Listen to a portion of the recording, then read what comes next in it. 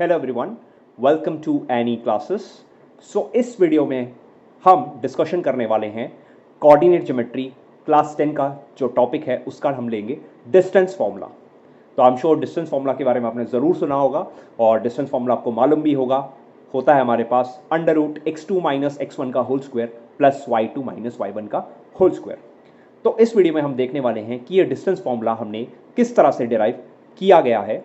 तो I am sure अगर आप ज़रूर इंटरेस्टेड हैं डेरिवेशन में तो ज़रूर इस वीडियो को पूरा देखिए और पसंद आने पे लाइक कीजिए और अपने फ्रेंड्स के साथ ज़रूर शेयर कीजिए। तो जैसा कि मैंने आपको कहा कि डिस्टेंस फार्मूला आपका जो होता है वो हमें दो कोऑर्डिनेट्स के बीच का डिस्टेंस देता है। तो सबसे पहले मैं डिस्टेंस फार्मूला यहाँ पे लिख देता हूँ। तो देख लीजिए, डिस्टेंस फार्मूला हमारे पास दो कोऑर्डिनेट्स के बीच में डिस्टेंस देता है। होता है इसका फॉर्मूला x2 माइनस x1 का whole square plus y2 minus y1 का होल स्क्वायर। तो इसको डिराइव करने के लिए सबसे पहले मैं यहाँ पे दो कोऑर्डिनेट्स लेने वाला हूँ। तो सबसे पहले हम लोग एक कार्टेशियन कोऑर्डिनेट सिस्टम बना लेते हैं। तो देख लीजिए, ये आपका कार्टेशियन कोऑर्डिनेट सिस्टम आ गया है, ठीक है। अब यहाँ पे मैं दो पॉइंट्स लेता हूँ। एक पॉइंट लेता हूँ A, जिसका कोऑर्डिनेट रखते हैं हम x1 y1।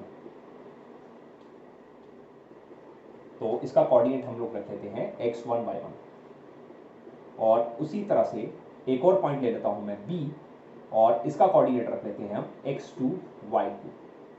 तो अगर आप AB का डिस्टेंस निकालना चाहते हैं, इन दोनों के डिस्टेंस A और B के बीच का डिस्टेंस, तो ये आपको देगा डिस्टेंस फॉर्मूला।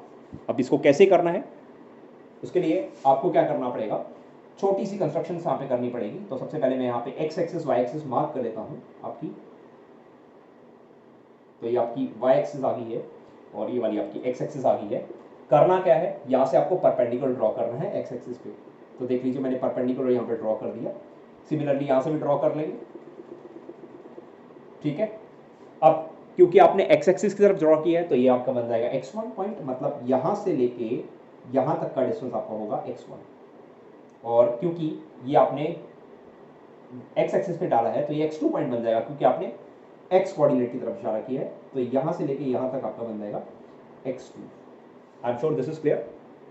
इसी तरह से यहाँ से भी दो परपेंडिकुलर ड्रॉ करेंगे हम लोग अलोंग y एक्सिस। तो y एक्सिस पे परपेंडिकुलर ड्रॉ करते हैं। तो ये वाला, क्योंकि ये y1 पॉइंट था तो आपको y एक्सिस पे y1 कोऑर्डिनेट मिल जाएगा, ये वाला आपको। तो याद आएगा y1, और उसी तरह से ये वाला आपका y2 कोऑर्डिनेट था तो ये y2 आ जाएगा। आई एम श्योर यहाँ तक आपको क्लियर होगा ये सारा का सारा। नेक्स्ट, अब हमें क्या करना है, इसको जोड़ लीजिए और एक ट्राइंगल बना लीजिए। तो यहाँ पे भी मैंने परपेंडिकुलर ड्रॉ किया और यहाँ से भी परपेंडिकुलर ड्रॉ कर लीजिए।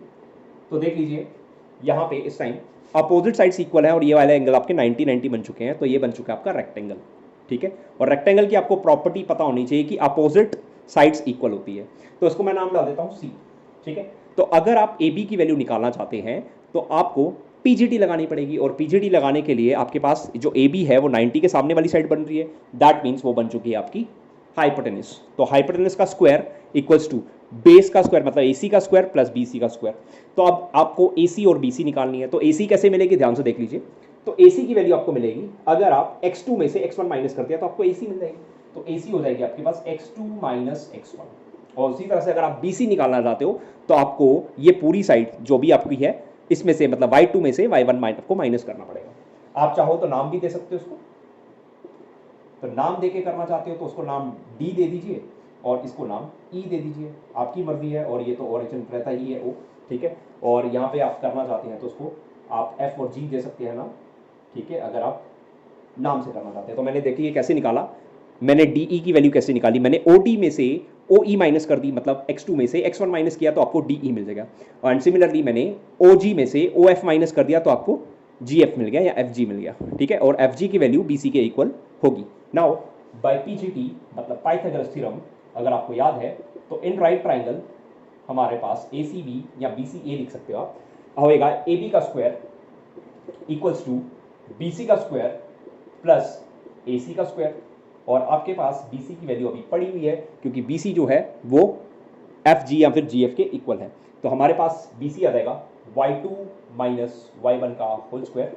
और इसी तरह से AC जो है वो आपके पास DE के इक्वल होगी। तो आपके पास AC की वैल्यू आएगी x2 माइनस x1 का होल स्क्वायर। तो उसको आप रीअरेंज करके लिख सकते हैं, तो पहले x1 वाली टर्म लिख लीजिए, x वाली लिख लीजिए, फिर आप y वाली टर्म लिख लीजिए, ठीक है।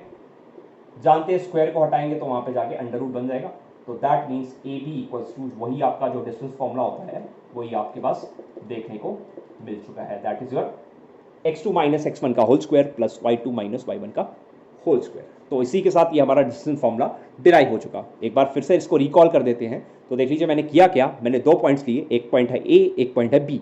ए कोऑर्डिनेट मैंने लिया x1 y1 और बी कोऑर्डिनेट मैंने लिया x2 y2। फिर मैंने पॉइंट ए से कुछ परपेंडिकुलर ड्रॉ किए along X axis and along Y axis, जिसको मैंने ए ई और ए एफ नाम डाल दिया। सिमिलरली मैंने बी से भी दो परपेंडिकुलर ड्रॉ किए, एक एक्स की तरफ एक वाई की तरफ। तो एक्स की तरफ करेंगे तो एक्स कोऑर्डिनेट मिलेगा, मतलब x2 आ जाएगा, और वाई की तरफ ड्रॉ करेंगे तो y2 मिल जाएगा, ठीक है। नेक्स्ट मैंने क्या किया यहाँ पे, फिर मैंने ए से इस बी डी को ज्वाइन कर दिया और परपेंडिकुलर बनाया, उसका ए सी आ गया, और यहाँ से भी कर सकते हैं, एक और परपेंडिकुलर ड्रॉ कर दीजिए।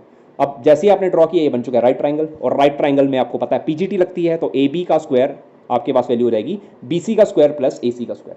अब AC की वैल्यू आपने कैसे निकाली, AC के लिए आपने OD में से OE माइनस कर दिया, तो आपको DE मिल जाएगा, और DE जो है वो AC के इक्वल होगा।